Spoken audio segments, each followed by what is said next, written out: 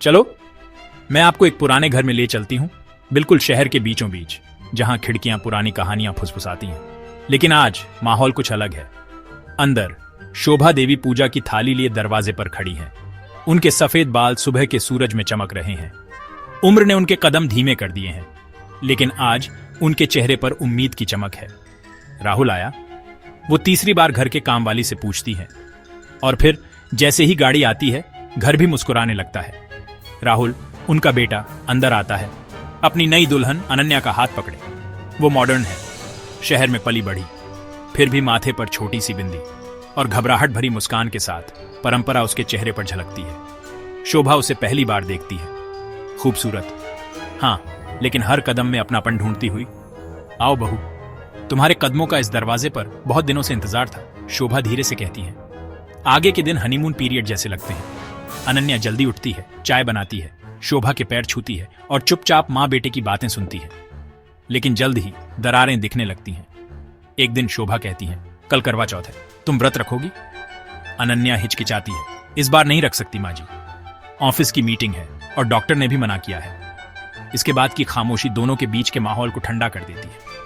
एक और दिन अनन्या दाल गर्म करने के लिए माइक्रोवेव इस्तेमाल करती है। शोभा को लगता है जैसे किसी ने उनकी रसोई की रूह हिला दी हो। राहुल, जो हमेशा से पुल का काम करता था, अब दो किनारों के बीच फंसा हुआ महसूस करता है। और फिर अमृता आ जाती है, शोभा की ननद, जिसे बातों में मिर्च मसाला लगाना बहुत पसंद है। लगता है अब बहू घर चलाती है। दीदी नौकरी भी करती है, दाल भी खराब बनाती है और तुमसे पूछती भी नहीं। अमृता चुपती है, शोभा कुछ नहीं कहती, लेकिन उनके अंदर शक की आग जलने लगती है। फिर आफत आ जाती है, 50,000 रुपये गायब हो जाते हैं। अमृता झपटती है, मैं कहती हूँ बहू के बैग में मिलेंगे। कांपते हुए शोभा अनन्या से पूछती है। शांति से अनन्या जवाब देती है, मेरा कमरा देख लीजिए, अगर आपको लगता है, लेकिन अगर भरोसा ही नहीं है तो शायद मुझे रहने के लिए कोई और जगह देखनी चाहिए। उस रात राहुल घर का सीसीटीवी फुटेज देखता है। सच्चाई कड़वी है। अर्जुन, उसका कजिन, चोर है, जो अपनी बेरोजगारी और फ्रस्ट्रेशन की वजह से ऐसा करता है। अगली सुबह शोभा सबके सामने हाथ जोड़कर खड़ी होती है। अनन्या, मेरी नजरें धोखा खा गईं, माफ करना बेटा। अनन्या की आंखों में आंसू आ जाते हैं। आज आपने मुझे बेटा कहा माँ जी, मुझे बस यही चाहिए था। और फिर एक तूफानी रात। शोभा को सीने में दर्द होता है। राहुल घबरा जाता है। अर्जुन और अमृता अपने कमरे में बंद हो जाते हैं। अनन्या ही होती है जो शोभा को अस्पताल ले जाती है, फॉर्म भरती है, दवाइयां खरीदती है और पूरी रात आईसीयू के बाहर इंतजार करती है। जब शोभा को होश आता है, उनका पहला शब्द होता है, अनन्या, मेरी बहू नहीं, मेरी अपनी बच्ची। उसके बाद सब बदल जाता है। अमृता और अर्जुन खुद को घर से बाहर पाते हैं।